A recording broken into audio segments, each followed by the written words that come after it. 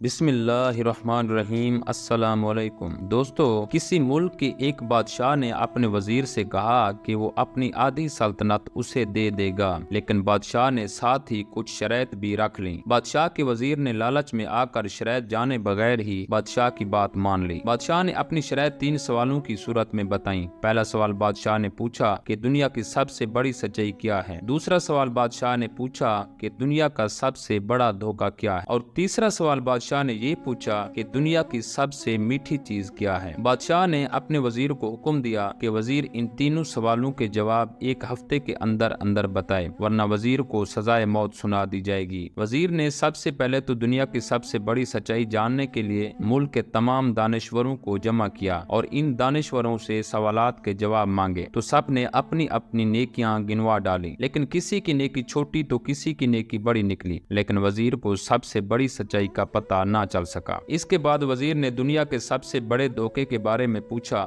تو تمام دانشور اپنے دیے ہوئے فریب کا تذکرہ کرتے ہوئے یہ سوچنے لگے کہ کس نے کس کو سب سے زیادہ اور سب سے بڑا دھوکہ دیا ہے، لیکن وزیر ان کی اس جواب سے بھی مطمئن نہ ہوا۔ وزیر سزائے موت کے ڈر سے بھیس بدل کر وہاں سے فرار ہو گیا اور پھر چلتے چلتے بہت دور نکل گیا۔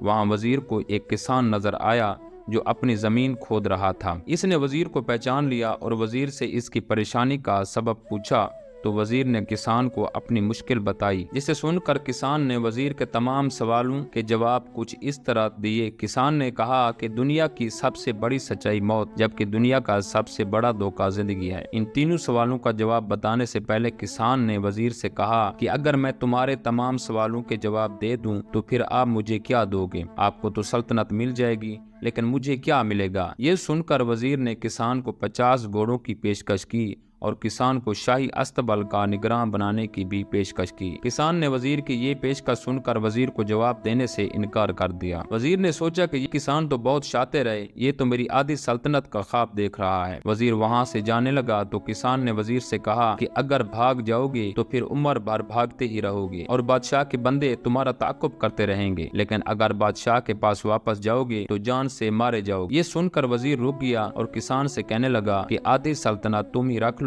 لیکن تیسرا جواب بھی بتا دو۔ کسان نے وزیر سے آگے سلطنت لینے سے بھی انکار کر دیا۔ اتنے میں کسان کا کتا وہاں آیا اور وہاں موجود پیالے میں رکھے ہوئے دودھ میں سے آدھا پی کر چلا گیا۔ کسان نے وزیر سے کہا، مجھے آدھی سلطنت نہیں چاہیے، بس آپ ایسا کریں کہ کتے کے اس چھوڑے ہوئے دودھ کو پی لیں، پھر میں آپ کو تیسرے سوال کا جواب بھی بتا دوں گا۔ یہ سن کر وزیر چلا اٹھا، مگر پھر وزیر کو اپنی موت اور جاسوسوں کا خیال آیا اور وزیر نے ڈر کے مارے بچا ہوا دودھ بھی پی لیا۔ وزیر نے دودھ پی کر کسان کی طرف دیکھا اور کہا کہ اب مجھے میرے سوال کا جواب دے دو۔ کسان نے کہا کہ تیسرے سوال کا جواب یہ ہے کہ دنیا کی سب سے میٹھی چیز انسان کی اپنی غرض ہے، جس کے لیے انسان ذلیل ترین کام بھی کر گزرتا ہے۔